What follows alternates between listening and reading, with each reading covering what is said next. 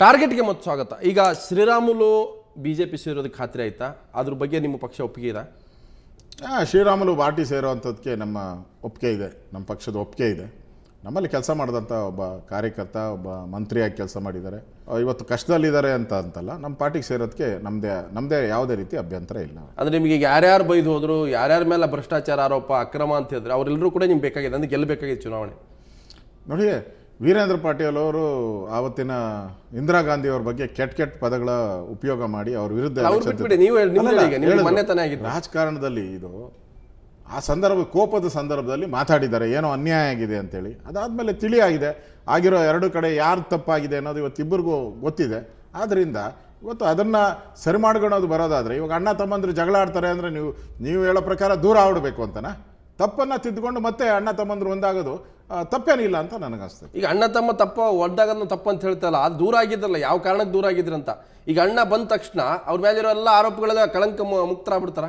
ನೋಡಿ, ಈಗ ಮೋದಿ ಪಕ್ಕ ಕೊಡ್ತಾರಪ್ಪ ಯಡಿಯೂರಪ್ಪ, ಅವಾಗ ಏನು ಮಾಡಿ ಜನ ಏನು ಹೇಳ್ತಾರೆ, ಅವಾಗ ಏನ್ರಿ ಮೋದಿ ದೇಶ ಕಟ್ಟಕ್ಕೆ ಹೊರಟಿದ್ದಾರೆ, ಭ್ರಷ್ಟಾಚಾರ ಐತೆ ಅಂತ ಹೇಳ್ತೀರಿ. ನೋಡಿದ್ರೆ ಅಕ್ಕಪಕ್ಕ ಶ್ರೀರಾಮುಲು ಯಡಿಯೂರಪ್ಪ ಕೂಡಿಸ್ಕೊಂಡ್ಬಿಟ್ರೆ ಹೆಂಗೆ ಅಂತಂದ್ರೆ ಏನು ಉತ್ತರ ಕೊಡ್ತೀರಿ? ಅದಕ್ಕೆ ನಾನು ಹೇಳಿದ್ದು, ಈ ಎಲ್ಲ ವಿಚಾರ ಬಗ್ಗೆ ಹೈಕಮಾಂಡ್ ತೀರ್ಮಾನ ಮಾಡಬೇಕು. ಅವರು ಅದ್ರ ಬಗ್ಗೆ ಚರ್ಚೆ ಮಾಡ್ತಾ ಇದ್ದಾರೆ. ಅದನ್ನು ಈಗ ಯಡಿಯೂರಪ್ಪ ಇನ್ನೂ ಯಾವುದೇ ರೀತಿಯ ಶಿಕ್ಷೆಗಳು ಆಗಿಲ್ಲ, ಅವ್ರಿಗೆ ಯಾವುದೇ ರೀತಿ ಕೋರ್ಟ್ ಅವ್ರಿಗೆ ಪನಿಷ್ಮೆಂಟ್ ಕೊಟ್ಟಿಲ್ಲ. ಮುಗಿದಿಲ್ಲ. ಒಂದೇ ನಿಮಿಷ ಮೊನ್ನೆ ಅವ್ರದ್ದು ಕೇಸ್ಗಳಿತ್ತು, ಎರಡನ್ನೂ ಹೈಕೋರ್ಟ್ ಡಿಸ್ಮಿಸ್ ಮಾಡಿದೆ. ಇದು ಎರಡರಲ್ಲೂ ಉರುಳಿಲ್ಲ ಅಂತೇಳಿ ಡಿಸ್ಮಿಸ್ ಮಾಡಿದೆ. ಆ ಥರ ಯಡಿಯೂರಪ್ಪನವ್ರು ನನಗನ್ಸುತ್ತೆ ಎಲ್ಲ ಕೇಸ್ಗಳಿಂದ ಹೊರ ಬರ್ತಾರೆ ಅನ್ನೋ ವಿಶ್ವಾಸ ನಮಗಿದೆ. ಶ್ರೀರಾಮುಲು ಮೇಲೆ ಯಾವುದೇ ಕೇಸ್ ಇಲ್ಲ, ಅವ್ರ ಮೇಲೆ ಯಾವುದೇ ಕೇಸ್ ಇಲ್ಲ. ಅವ್ರ ಮಂತ್ರಿ ರಾಜೀನಾಮೆ ಕೊಡಿಸ್ತಾರಲ್ಲ, ನೀವು ಸಿಎಂ ಸ್ಥಾನದಲ್ಲಿ ರಾಜೀನಾಮೆ ಕೊಡಿಸ್ತೀವಿ, ನೀವು ಹೇಳ್ಬೋದಿತ್ತಲ್ಲ ಅವಾಗ. ಅದ್ರ ಮೇಲೆ ಯಾವುದೇ ರೀತಿಯ ಗಂಭೀರ ಆರೋಪಗಳೆಲ್ಲ ಎಲ್ಲವೂ ಕೂಡ ಮುಕ್ತರಾಗ್ತಾರೆ ಅಂತ ಮುಂದುವರಿಸಬಹುದಿತ್ತು. ಮುಂದುವರಿಸಲಿಲ್ಲ ಅಡ್ವಾಣಿ ಅವರು. ಅಲ್ಲ, ಈಗ ಮುಕ್ತರಾಗಿದ್ದಾರಲ್ಲ, ಇನ್ನು ಮುಕ್ತರಾಗಬೇಕಲ್ಲ. ಇಲ್ಲ, ಶ್ರೀರಾಮುಲ್ ಬಗ್ಗೆ ನೋಟಿಸ್ ಕೊಟ್ಟಿದ್ರು, ಈಗೆಲ್ಲ ಅದು ಕ್ಲಿಯರ್ ಆಗಿದೆ. ಮಾತು ಕೇಳ್ತಾ ಇದ್ದೀನಿ ಅಂದ್ರೆ, ಯಡಿಯೂರಪ್ಪನವರು ಇದೇ ನನ್ನ ಕಾರ್ಯಕ್ರಮದಲ್ಲಿ ಮಾತಾಡಿದಾಗ, ನಾನು ಬಿಜೆಪಿ ಹೋಗಿ ಹಮಾಲಿ ಮಾಡೋದಿಲ್ಲ, ಹಮಾಲಿ ಮಾಡಕ್ಕೆ ಹೋಗ್ಬೇಕಾಗತ್ತೆ ನಾನು ಅಂತ, ಅಂದ್ರೆ ನಾಯಕತ್ವ ಇಲ್ಲ ಬಿಜೆಪಿ ಇಲ್ಲ ಅಂತ ಅವ್ರು ಹೇಳ್ತಾರೆ. ಇದೇ ಬಿಜೆಪಿಯಲ್ಲಿ 40 ವರ್ಷ ಹಮಾಲಿ ಮಾಡಿದಾರಲ್ಲ, ಅದರಿಂದ ಅದೇ ಹಮಾಲಿ ಮಾಡಿ ನನ್ನ ಪರಿಸ್ಥಿತಿ ಮತ್ತೆ ಹಮಾಲಿ ಮಾಡಲ್ಲ, ನಾನು ಮೈತ್ರಿ ಮಾಡ್ಕೊತೀನಿ. ಯಡಿಯೂರಪ್ಪನವರು ಈ ನಮ್ಮ ಬಿಜೆಪಿಯಿಂದ ಉಪಮುಖ್ಯಮಂತ್ರಿ ಆಗಿದ್ದಾರೆ, ಮುಖ್ಯಮಂತ್ರಿ ಆಗಿದ್ದಾರೆ, ಕೆಲಸ ಮಾಡಿದ್ದಾರೆ, ಅವ್ರಿಗೆ ಅನುಭವ ಇದೆ. ಸಣ್ಣ ತಪ್ಪಾಗಿದೆ, ಎರಡು ಕಡೆನೂ ತಪ್ಪಾಗಿರ್ಬೋದು. ಈಗ ಯಡಿಯೂರಪ್ಪ ನಿಮ್ಮ ಮನೆಗೆ ಬಂದ ಮೇಲೆ ಚೇರ್ ಯಾರು ಬಿಟ್ಕೊಡ್ಬೇಕು ಅವ್ರಿಗೆ? ಅದು ನನಗೆ ಗೊತ್ತಿಲ್ಲ. ಯಡಿಯೂರಪ್ಪ ಬಂದ ಮೇಲೆ ಅವ್ರಿಗೇನು ಗೌರವ ಸ್ಥಾನ ಕೊಡಬೇಕು? ಈಗ ಜಗದೀಶ್ ಶೆಟ್ಟರ್ ಚೇರ್ ಬಿಟ್ಕೊಡ್ಬೇಕಾ ಅಥವಾ ಪ್ರಹ್ಲಾದ್ ಜೋಶಿ ಚೇರ್ ಬಿಟ್ಕೊಡ್ಬೇಕಾ? ಇಲ್ಲ, ಆ ಥರದ್ದು ಯಾವುದು ಇನ್ನೂ ಚರ್ಚೆನೇ ಆಗಿಲ್ಲ ಅದ್ರ ಬಗ್ಗೆ. ಯಡಿಯೂರಪ್ಪ ಬರೋದಾದ್ರೆ ಅವರ ಗೌರವದಿಂದ ನಡ್ಸ್ಕೊಬೇಕು ಅನ್ನೋದು ಅಷ್ಟೇ. ಒಂದು ಹೊಸ ಚೇರ್ ಮಾಡ್ತಾರೆ ಅವರಿಗೆ? ಇಲ್ಲ, ಅದನ್ನು ಏನಿದ್ರು ಪಕ್ಷ ತೀರ್ಮಾನ ಮಾಡಬೇಕು. ಅವ್ರಿಗೆ ಏನು ಸ್ಥಾನಮಾನ ಕೊಡಬೇಕು ಅನ್ನೋದ್ರ ಬಗ್ಗೆ ಪಕ್ಷದ ಹೈಕಮಾಂಡ್ ತೀರ್ಮಾನ ಮಾಡ್ತೈತೆ. ನಾವು ಅದಕ್ಕೆ ಸಣ್ಣವರು, ಆ ವಿಷಯದಲ್ಲಿ ಚರ್ಚೆಗೆ ನಾವು ಸಣ್ಣವರಿದ್ದೀರಿ. ಸೊ ಹಾಗಾದ್ರೆ ಇನ್ನೊಂದು ಪ್ರಮುಖವಾಗಿರ್ತಕ್ಕಂಥ ಪ್ರಶ್ನೆ, ಆರ್ ಅಶೋಕ್ ಅವರು ಕೂಡ DB ಚಂದ್ರೇಗೌಡ ಸ್ಪರ್ಧೆ ಮಾಡಿರುವ ಬೆಂಗಳೂರು ಉತ್ತರ ಕ್ಷೇತ್ರದಲ್ಲಿ ನಿಲ್ತಾರೆ ಅಂತ, ಹೌದಾ? ಇಲ್ಲ, ಆ ಥರದ ಇನ್ನೂ ಯಾವುದೇ ಕ್ಷೇತ್ರದ ಅಭ್ಯರ್ಥಿಗಳು ಆಯ್ಕೆ ಇನ್ನೂ ನಾವು ಮಾಡೇ ಇಲ್ಲ. ಟಿಕೆಟ್ ಆಕಾಂಕ್ಷಿನ ಅಲ್ವಾ? ಇಲ್ಲ, ನಾನು ಯಾವುದು ಈ ತರದ ಅರ್ಜಿನೇ ಹಾಕಿಲ್ಲ ಇದುವರೆಗೂ.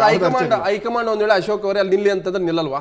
ಹೈಕಮಾಂಡ್ ಹೇಳಿದ್ರೆ ನಿಂತ್ಕೊಂತೀನಿ. ಹೈಕಮಾಂಡ್ ನನ್ನನ್ನು ನಿಲ್ಲಬೇಕು, ಈ ಬಾರಿ ನರೇಂದ್ರ ಮೋದಿ ಅವರ ಪ್ರಧಾನಿ ಆಗಬೇಕಾದ್ರೆ ಎಲ್ಲರೂ ಸ್ಟ್ರಾಂಗ್ ಅಭ್ಯರ್ಥಿಗಳು ಕರ್ನಾಟಕದಲ್ಲಿ ನಿಲ್ಲಬೇಕು ಅನ್ನೋದು ಆದರೆ ಹೈಕಮಾಂಡ್ ಹೇಳಿದ್ರೆ ನಿಂತ್ಕೊಂತೀನಿ. ಆದರೆ ಇದುವರೆಗೂ ಪಕ್ಷದ ವೇದಿಕೆಯಲ್ಲಿ ಯಾವುದೇ ರೀತಿ ಚರ್ಚೆ ಆಗಿಲ್ಲ. ನೀವೇ ಅಲ್ಲಿ ನಿಲ್ಬೇಕಂತ ಎಲ್ಲ ರೀತಿಯ ಒಂದು ರೀತಿಯ ಒಳಗೆ ಸರ್ವೆ ನಡೀತಾ ಇದೆ, ನಾನು ಯಾಕೆ ನಿಲ್ಬಾರ್ದು ಅನ್ನುವಂಥ ಒಂದು ಚಿಂತೆ ನಿಮ್ಗಿದೆ ಅಂತ ನನಗೆ ಇಲ್ಲ. ಆ ಥರದ ಮಾತುಗಳು ನಾನು ಕೇಳಿದ್ದೀನಿ, ಮಾಧ್ಯಮದಲ್ಲೂ ಬಂದಿದ್ದೆ, ಜನನೂ ಮಾತಾಡ್ತಾ ಇದ್ದಾರೆ, ಕಾರ್ಯಕರ್ತರು ಮಾತಾಡ್ತಾ ಇದ್ದಾರೆ.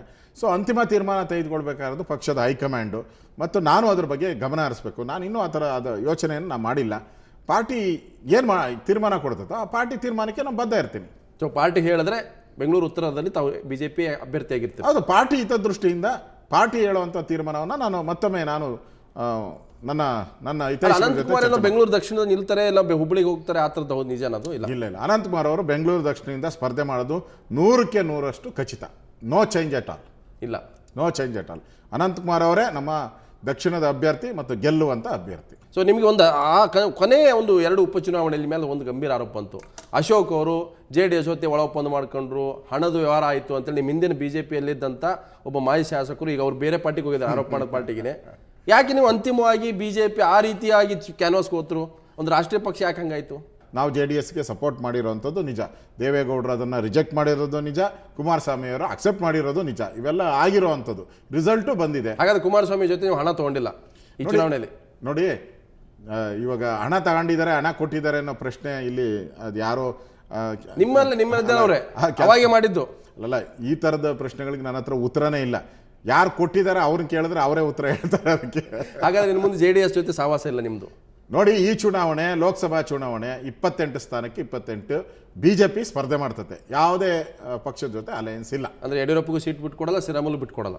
ನನಗೆ ಇರೋ ಪ್ರಕಾರ 28 ಸ್ಥಾನಕ್ಕೆ ಇವತ್ತು ಮೊನ್ನೆ ನಡೆದಂಥ ಕೋರ್ ಕಮಿಟಿ ಮೀಟಿಂಗಲ್ಲಿ 28 ಸ್ಥಾನಕ್ಕೆ 28 ಸ್ಪರ್ಧೆ ಮಾಡಬೇಕು ಅನ್ನೋ ತೀರ್ಮಾನ ಆಗಿದೆ. ಹೈಕಮಾಂಡು ಅದನ್ನೇ ಹೇಳಿದೆ. ಸೊ ಅಂತಿಮವಾಗಿ ಯಡಿಯೂರಪ್ಪ ಶ್ರೀರಾಮುಲು ಸೇರ್ಪಡೆ ವಿಚಾರದಲ್ಲಿ ಅಶೋಕ್ ಇರ್ಬೋದು, ಪಕ್ಷದ ಹಿರಿಯ ನಾಯಕರು ಹೈಕಮಾಂಡ್ ಜೊತೆ ಚರ್ಚೆ ಮಾಡ್ತೀರಾ ಅಥವಾ ಹೈಕಮಾಂಡ್ ಜೊತೆ ಹೋಗಿ ಭೇಟಿ ಮಾಡ್ತೀರಾ? ಇಲ್ಲ, ಮಾಡ್ತಿರ್ತೀವಿ. ಕೊನೆ ಪ್ರಶ್ನೆ ಅಶೋಕ್ ಅವರು, ನಿಮಗೆ ಯಡಿಯೂರಪ್ಪ BJP ಸೇರಿದ ಮೇಲೆ ನಿಮ್ಗೆ ಯಡಿಯೂರಪ್ಪ ನಾಯಕನ ಅನಂತಕುಮಾರ್ ನಾಯಕ?